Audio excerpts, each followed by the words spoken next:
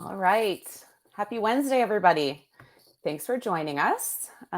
Super excited for Yeeboo Digital's presentation this Wednesday. We're talking with the amazing Carla Chadwick. I'm going to let her introduce herself in a second about keeping your campaign creatives fresh and how to keep fresh ideas in the space.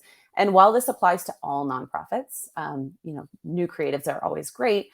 Carla is a professional that's been in the industry for a very long time and has a great take on legacy nonprofits. And she's going to define all of that, what it means.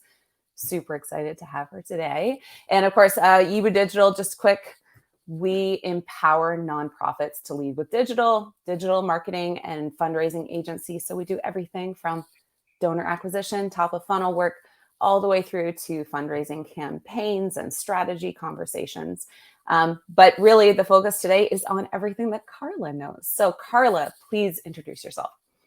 Hi, Tasha. It's so nice to be here with you. I am Carla Chadwick. As Tasha mentioned, I've been in the industry for a little over 22 years, which means that I go back to the days of plain text emails and dial-up internet connections. And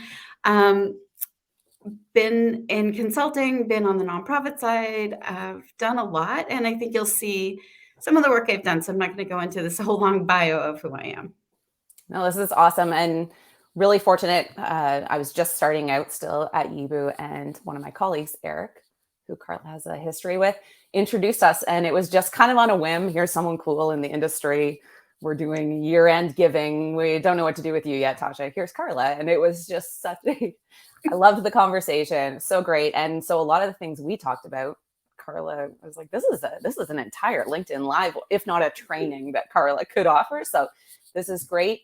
And I just have to say, like, Eric and the Yeeboo team and I have been like joined at the hip for like 15 years. It seems like every path I go on, they're sort of there with me. So, shout out to Eric and the team. You guys are amazing. Awesome. Thank you. That's so wonderful. And Carla has graciously said, if people have comments, questions, throw them in the chat and we'll try to kind of do it in real time. And yes, Blaine here says Carla is the best.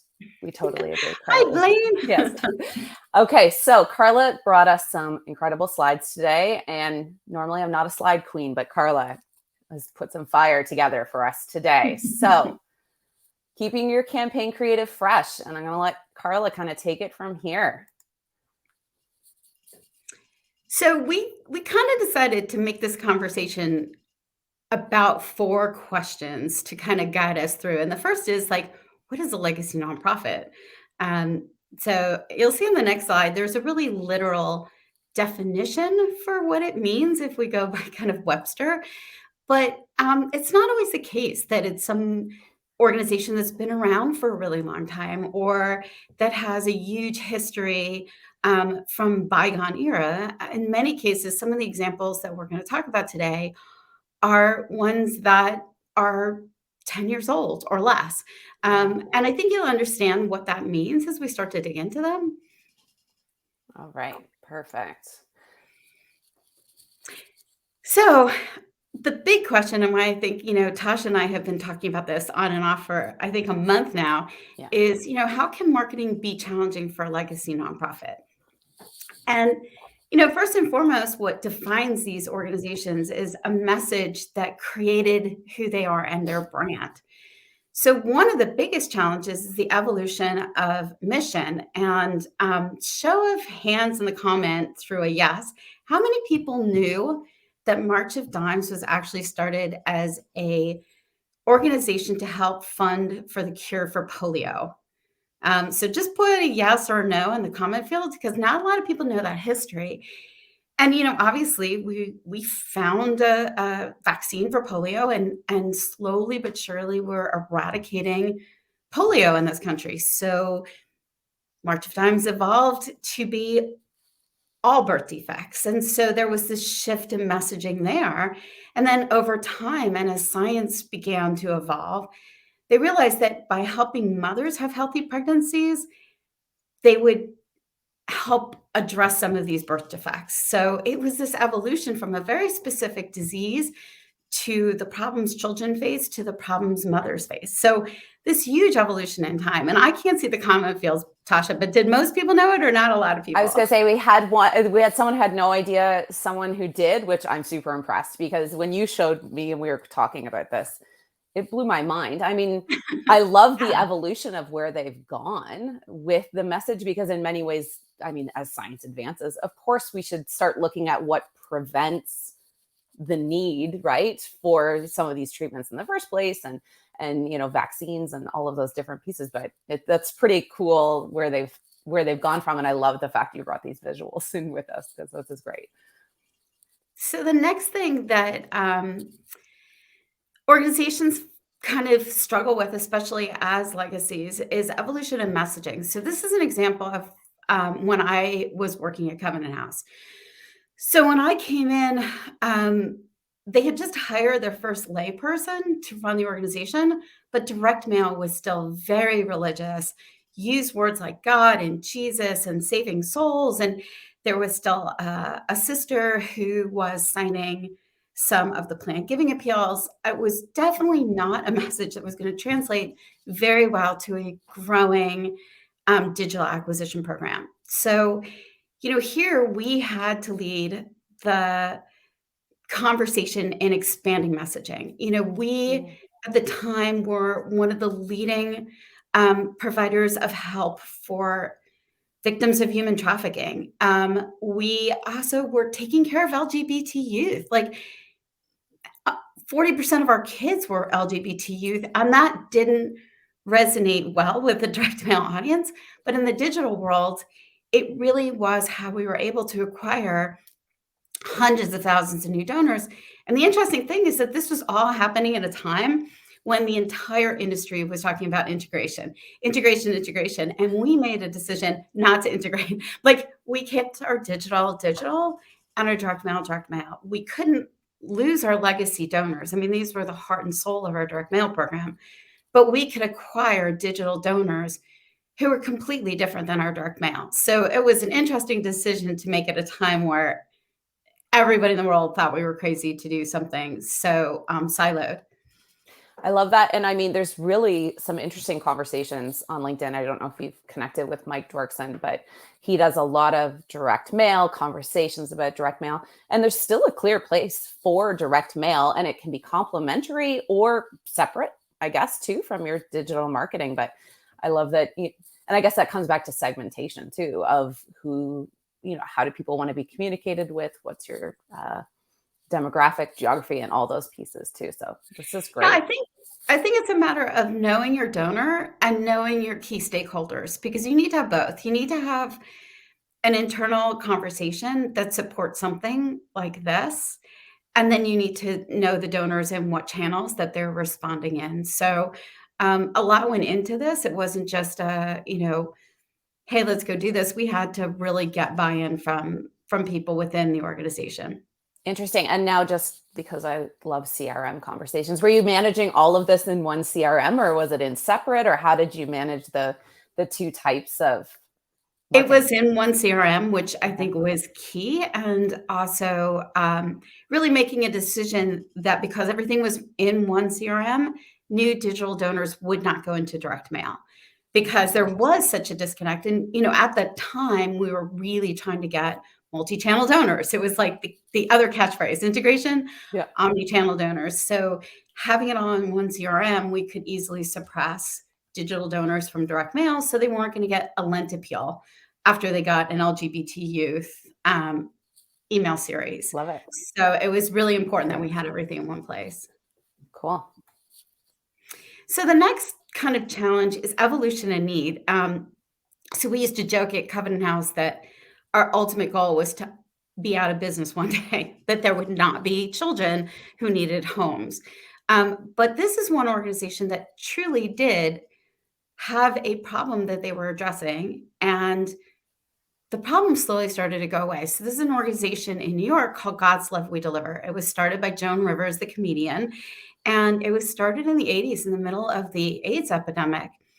And for those of you who are old enough like me to remember it, it was a very dark time in our city. And, there were homebound AIDS patients who couldn't get food. I mean, it was just horrible. And so this organization was like a Meals on Wheels for AIDS patients.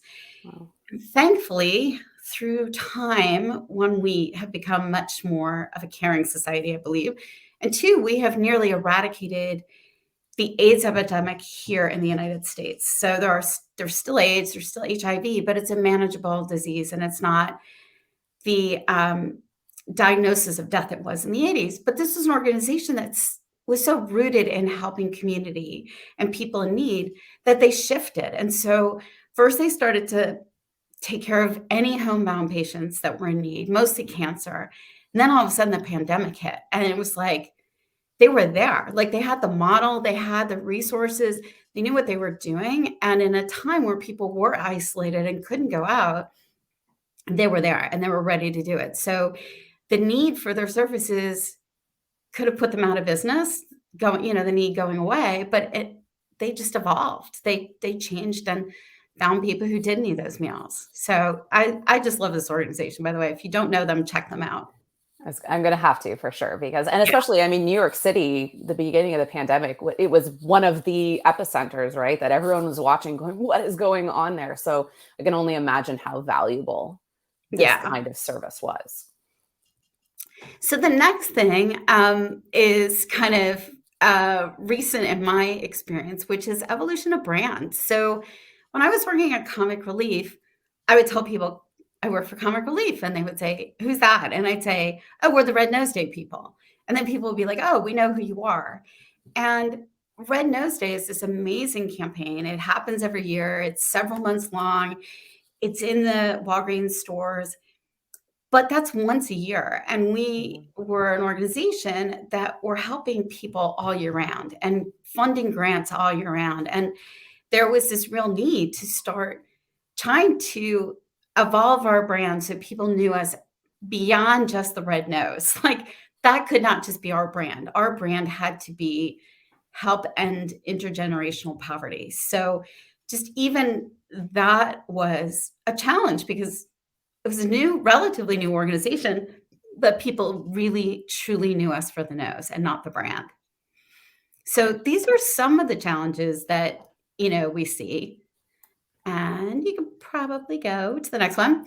So the question is, what are we going to do to handle these? Like, how do we bring fresh creative into these kind of very established brands, missions, organizations, voices, while still kind of paying homage to kind of where these people are and how they got there? And more importantly, how do we pay respect to donors who have been there the whole journey? Yeah, absolutely. Okay. This is great. I can't wait.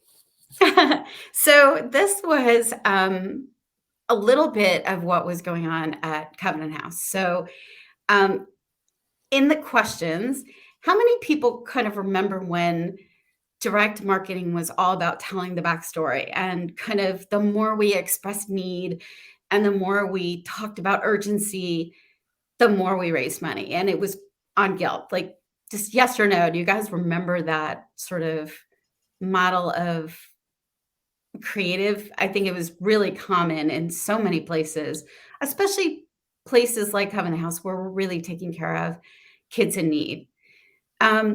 So it was hard to shift.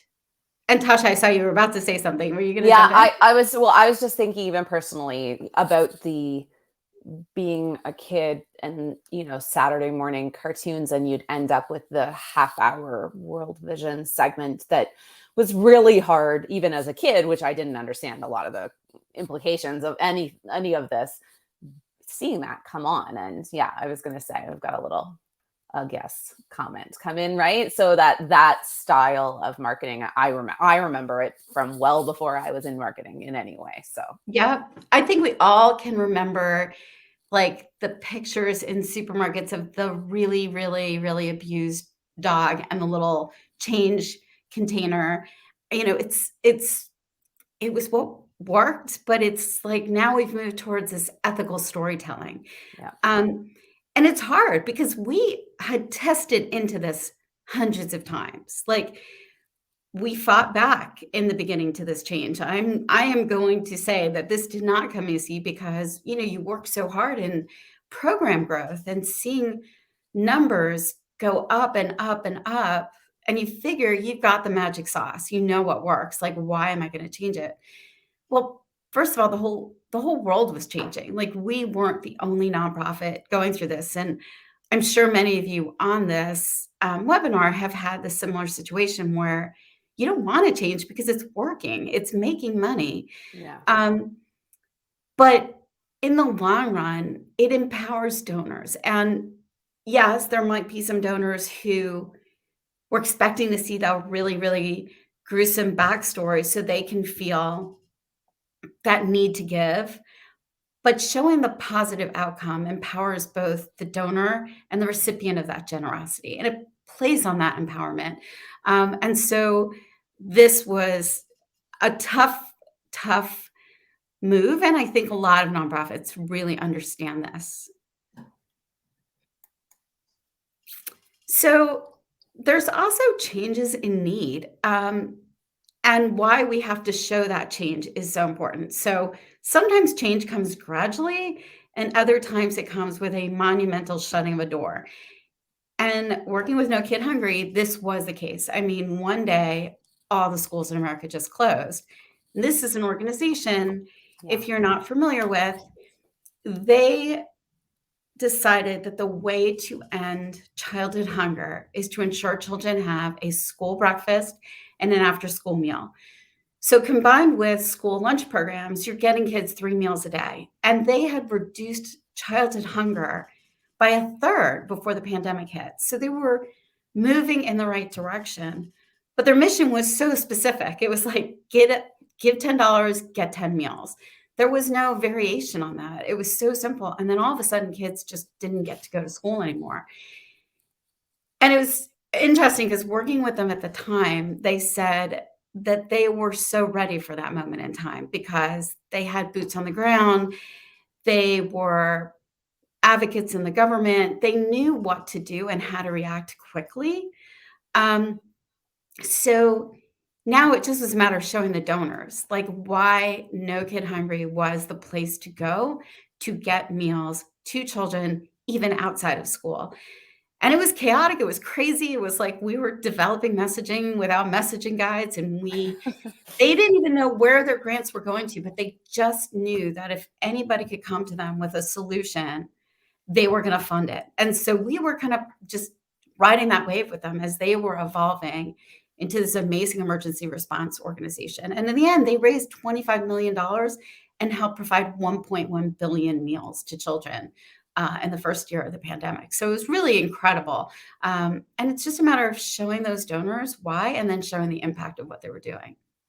I really like this example because I think oftentimes when you've been working somewhere for a long time, there's a lot of discussions of marketing strategy and long-term campaigns and often marketing is that a big strategy, a big, long plan in advance, but sometimes it needs to be nimble. And this is a great example. And that's not going to apply to every nonprofit out there, but I think it does show that it is possible to be nimble and on your feet and try something new as well. And you're not always going to have a year's worth of strategy time to put into play a new message. So this is a great example. I love this one. Yeah, and I think, not every organization is going to be affected by a Hurricane Sandy, and not every organization is going to be affected by an earthquake in Syria and Turkey. But here, the whole world was affected by this. So Yeah. everybody kind of has gone through this now. And I think even if you weren't in emergency response, you had to pivot for the pandemic. Yeah. Absolutely. And so I think it taught us all as fundraisers a really good lesson on how to break out of that mold. Even if, I was working with the Seeing Eye at the time, and they were devastated. They were like, we're just going to go out of business because nobody will fund us during a pandemic. We're raising Seeing Eye dogs for people who are blind. And the magical thing is that they addressed it. They talked about it. They talked about the extra need required to raise puppies in a pandemic, and they raised money. So I think even organizations that didn't even seem connected to it were able to change. This is great. Okay. So the next thing too is that if you are on this road to evolution and you are a legacy, um, you are very protective of those donors who you've had the whole time. And so part of it is just sort of connecting the old to the new, being good storytellers. Why are we doing this? Why is this important in our history? Have them be part of the journey with you. Let them know that they're fueling this change, that this change is not only good, but if it wasn't for them, you would not be in that position to grow and create a new legacy. And yes, you may lose some donors along the way, but this idea to change and adapt will attract many, many, many new donors who will look at your broad legacy and say, wow, these aren't guys that are fly by night. These are guys who've been through lots and lots of stuff and they're still here and they're still making an impact. And I think, God's Love We Deliver did a really, really good job of both celebrating their history, where they've come from, and then demonstrating like, hey, this is what we did to address COVID-19. Here's where we are today, and here's how we got here. So that journey and that storytelling is really important, even if your mission does change. Yeah, I really like that. And we talked a little bit the last LinkedIn Live we did about storytelling and that idea of a journey and an extended conversation, right? That, yes, you have a campaign with 5 emails, let's say, but what about over a year? What about over 2 years? What about 3 years? And how do you bring a journey that somehow feels slightly connected to all of these different campaigns, because there's this overarching discussion about what your nonprofit provides, right? At a like a high scale level too. Totally agree. All right. So the next thing is to leads in perfectly. I was going to say, be more than a campaign. That's great. Be more than a campaign. So this is another question. I think we all learned, especially during the pandemic and coming out of the pandemic, there were organizations that had galas. There were organizations that had huge peer-to-peer fundraising programs. Right. All these things kind of had to go away. And now people had to sort of go back to sort of this mission-driven idea of acquisition. And so I'd love to just see, like, we came up with, obviously, Red Nose Day, Ice Bucket Challenge, Late the Night, Relay for Life. But I'd love to know, like, other examples that you guys have heard of where organizations really were relying on their kind of premier tentpole moment to be the driver of their mission. So I'd love to know other examples, because I think a lot of nonprofits really struggled with how to replace that, or if not replace it, change it and build it up, pivot it from one channel to another. I'll let people throw hopefully some ideas in the comment of someone they know, but I, at the time during COVID, was working with a very small nonprofit, so I'll use their example, but they had a night with Cora, and that was their premier kind of, like a large portion of their funding came in for this live gala style event like you talked about. And small team just totally embraced online, right? And it was wild to see what they managed to accomplish, and it felt uncomfortable and no one was sure how it was going to go and everything, but it allowed them to kind of keep doing it, through 2 years when in person was just not an option or didn't feel safe enough. And I think this last October was the first time they did it in person again. And it was very exciting, right? For everybody too. It was great to get back in person, but it took a lot of work. And like you said, the large portion of funding one evening, and the lead up to it was always, 2 months of promo and all of those stuff. So, all right. I didn't have any examples come through, so we'll just let you continue there, Carla. Okay. You gave some good ones already too. Like the other ones that are on the top of my head would have been the Ice Bucket Challenge for sure. Yeah, I was trying to think, like, of the nonprofits that were affected when the New York City Marathon just got canceled, and then the Boston, all these really huge fundraising initiatives that kind of piggyback these big endurance events. And I was trying to think of who the nonprofit was, who the first one to say, let's do a virtual, because people were out running. They had to get out of their apartments. They were going nuts. Running was a solo thing you could do, but you could raise money and track your miles. And for the life of me, I cannot remember who the first one was that did it, but a lot of people sort of follow suit. So another example. Nice.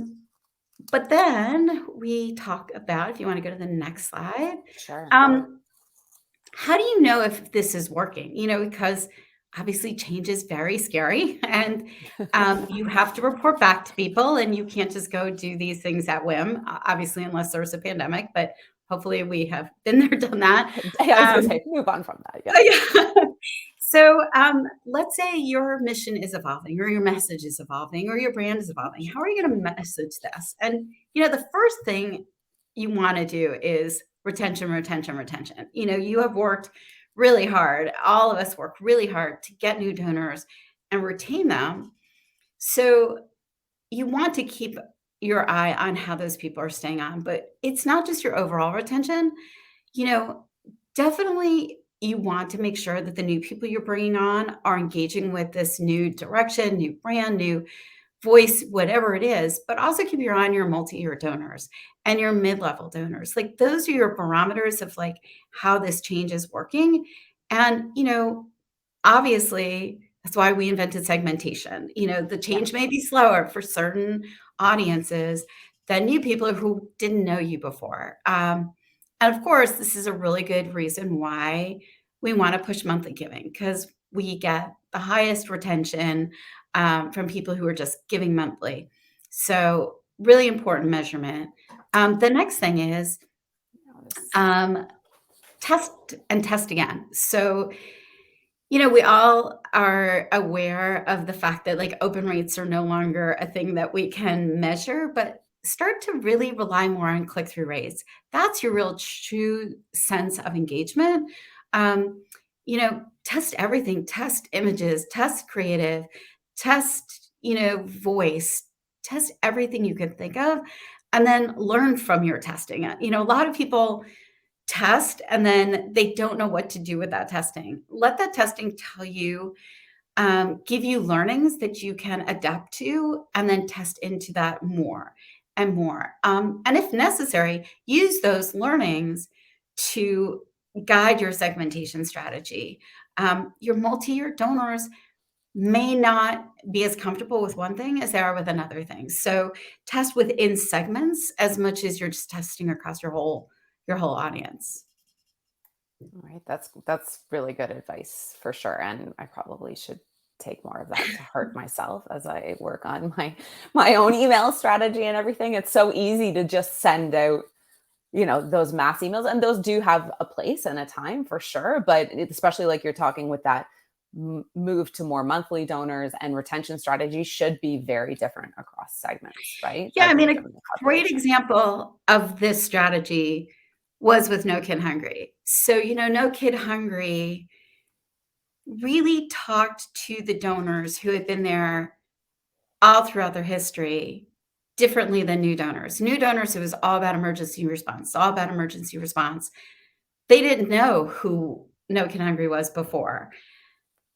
The donors who had supported No Kid Hungry all along needed to be reminded that they had gotten us to this place, and they were the reason that the foundation was there to be able to make such an impact during such a period of time. And then what's interesting is because it was such a long period of time, then we had to pivot the other way, where we had to start teaching new donors who've been on file for a year, hey, this isn't really what we do. What we really do is in schools, and schools are opening again.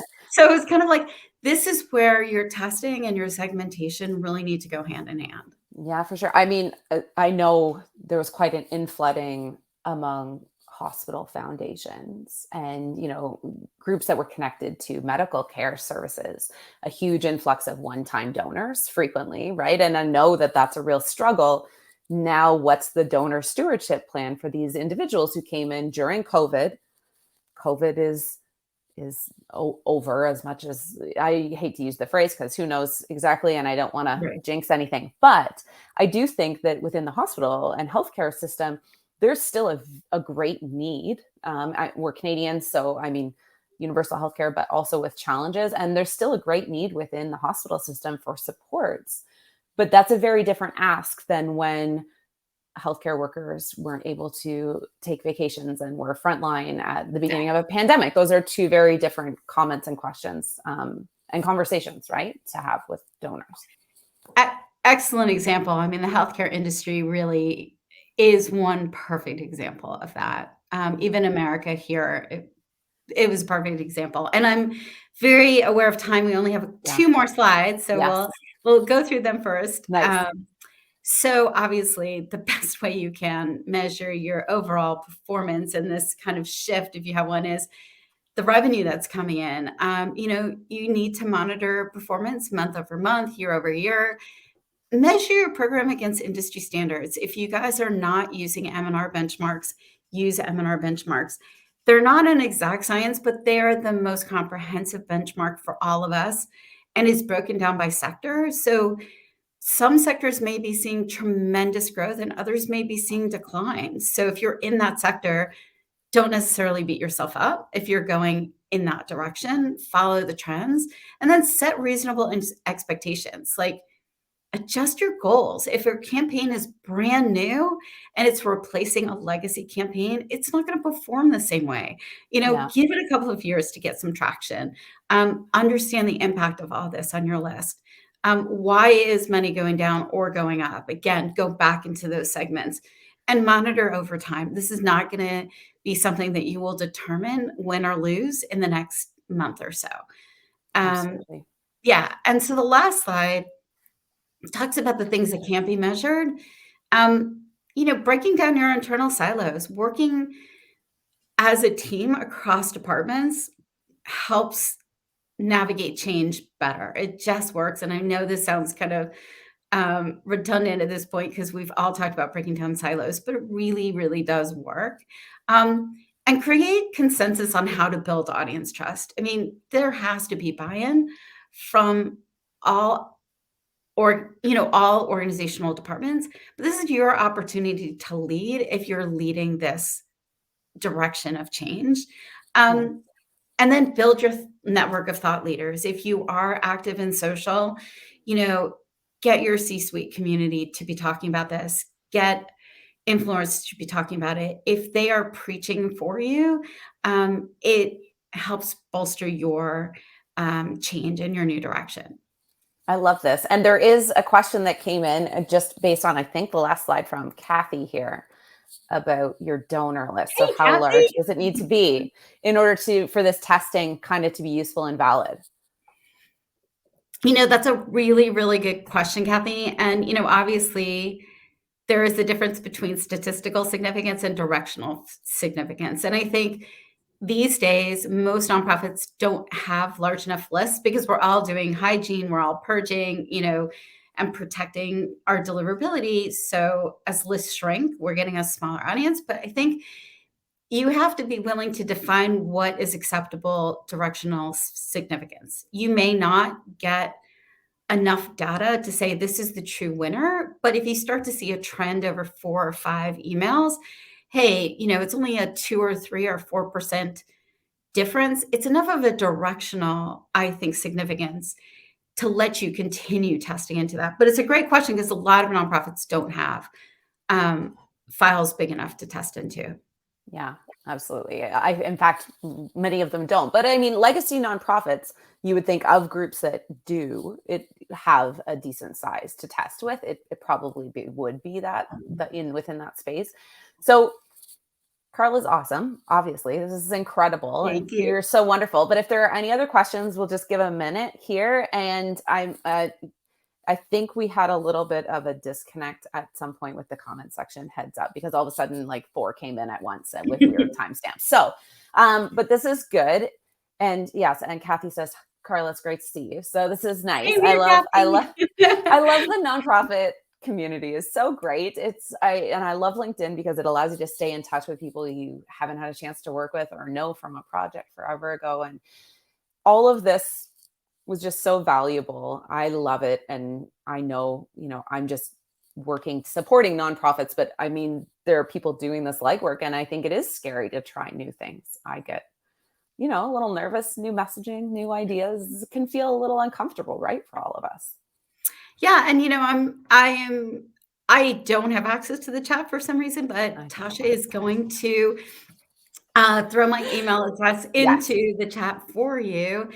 So if you have any more questions or just want to chat, I think what's so great about our industry is we're so collaborative and do a lot of idea sharing. So please keep in touch if anything kind of comes to mind. I'd be glad to Yeah. continue the conversation.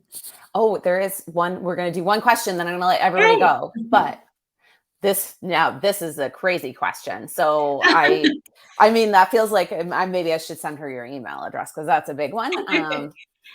Yeah, I mean, I would love to chat with you offline. I think it is a Yeah. really important question, and I think it could take a lot of time to answer. So I don't want to do it here, but please keep in touch, and I'd Yeah. love to talk to you about it.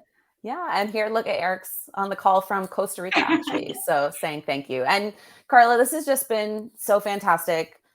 Thank you for letting us just pick your brain because, not everyone has 20 years of nonprofit experience to reach back on and see the evolution of what's happened. And so it's a real pleasure for all of us to be able to have that conversation with you. Thank you so much for asking, and thanks, Eric, for connecting me to Tasha, who's amazing. Oh, thank you. Hey, this is really fun. All right. Cheers, everybody. Happy Wednesday. And thanks. This will go out afterwards. You can review, and I'll send Carla's information along to people.